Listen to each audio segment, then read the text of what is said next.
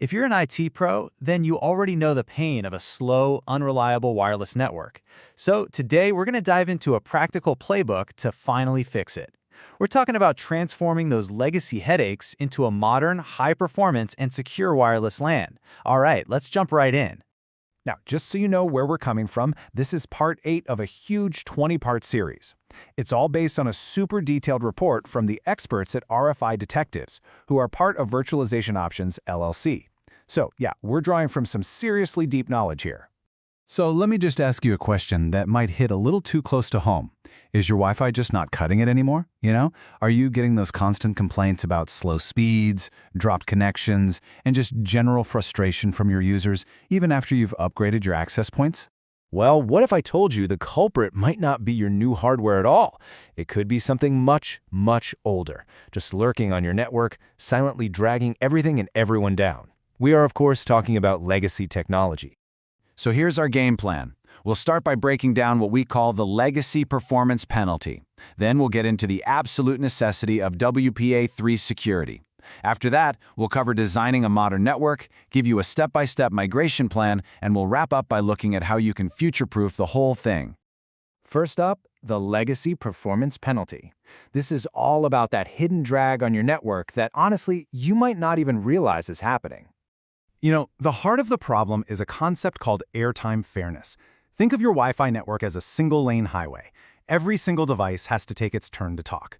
But when an old, slow device gets its turn, it moves at a crawl. It just hogs the whole lane, creating a massive traffic jam.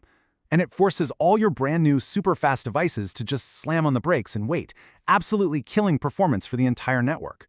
And this right here, this visualizes that traffic jam perfectly. On the left, you've got that slow clunker in the road, an ancient 802.11b client, maybe maxing out at a measly 11 megabits per second. And on the right, that's the sports car, a modern 802.11ax client that's ready to fly at multi-gigabit speeds. But when they're stuck sharing the same road, well, guess who sets the pace? And here is the real hidden cost. To stop those fast and slow cars from crashing, your modern network has to constantly shout out warning signals just for the benefit of those old clients. This protection mechanism, it's pure overhead. It eats up a staggering 20 to 40% of your total Wi-Fi capacity before a single byte of useful data is even sent. It's like you're paying a 40% tax on your bandwidth just to keep antiques online. But you know what? Performance isn't the only thing these legacy devices are costing you. They also force you to keep using outdated and, frankly, vulnerable security. And that brings us right to our next point, the WPA3 security imperative. It's about so much more than just speed. This timeline really tells a story of constantly evolving threats and our responses. WEP was broken from day one. WPA was just a quick patch. WPA2, well, it served us well for years, but its cracks are really starting to show. Each new standard was a direct reaction to the failures of the last. Today, the only truly acceptable standard is WPA3, which brings critical features like SAE to protect against modern attacks. And the source material really doesn't pull any punches here. I want you to listen to this quote. A network that still accepts WEP connections is a network that is compromised by definition. It's that simple. You just can't have these old protocols running on your network anymore. Period. Okay, so this table makes it crystal clear. See those top two rows, WEP and WPA? Those are non-negotiable liabilities. They need to be completely disabled. Your target is the bottom row, WPA3, using SAE for your personal or PSK networks and 802.1x for your enterprise stuff. Anything else is a compromise you just can't afford to make. So how do we actually fix this mess? Well, that brings us to designing the modern network. And it all starts with segmentation and a few key best practices. The single most effective thing you can do is build a wall. We call it the dual SSID strategy. You create one pristine, high-performance network running pure WPA3 for all your modern devices. And then for those few legacy gadgets you can't get rid of just yet, you build a totally separate, isolated quarantine network. This contains the performance drag, it contains a security risk, and it lets your main network absolutely fly. And when you're setting this up, please follow these naming best practices. Use a consistent prefix, something like Acme Corporate. Add a suffix to show its purpose, like secure or guest, And critically, do not put the frequency band in the name. Let the clients figure that out themselves. And please, please, never, ever name a network open or unsecured.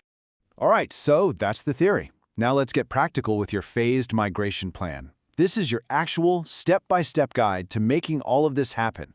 The migration kicks off with two huge steps. First, you have to audit. You can't fix what you can't see, so you need to inventory every single client on your network and get a solid performance baseline. Step 2 is to segment. This is where you roll out that dual SSID architecture we just talked about and start moving all your capable clients over to the new, shiny, high-speed network. Next, you secure it. You enforce WPA3 across your primary SSID. That's the end game right there. And then, finally, comes the most satisfying step of all, decommission. You get to formally shut down that old legacy network for good. After that, you run your audit again and just watch the massive performance gains roll in. You know, this table is just a perfect summary of the last 25 years. Look at that journey, from 11 megabits with 802.11b to a theoretical 46 gigabits with the latest standard 802.11b. It's incredible. And notice how each generation brought in game-changing tech, like OFDMA in Wi-Fi 6 and multi-link operation in Wi-Fi 7, all while hardening security up to that WPA3 standard we have today. And that brings us to our final section, future-proofing your wireless LAN. Now that we've done all this work to get modern, how do we stay that way? Well, the next giant leap is Wi-Fi 7, which is also known as 802.11be. And we say that BE to avoid any confusion with the old 802.11b. It's all about extreme throughput and crazy low latency. It uses these massive 320 megahertz wide channels and a more complex modulation to pack more data in. But the real game changer is something called multi-link operation, or MLO. It lets a single device talk over multiple bands at the same time, which creates an unbelievably fast and resilient connection. And looking ahead at the security horizon, there are three things that need to be on your radar. First, post-quantum crypto. You've got to build networks today that can easily swap in new encryption standards tomorrow. Second is zero trust, and it has to start at the radio frequency layer.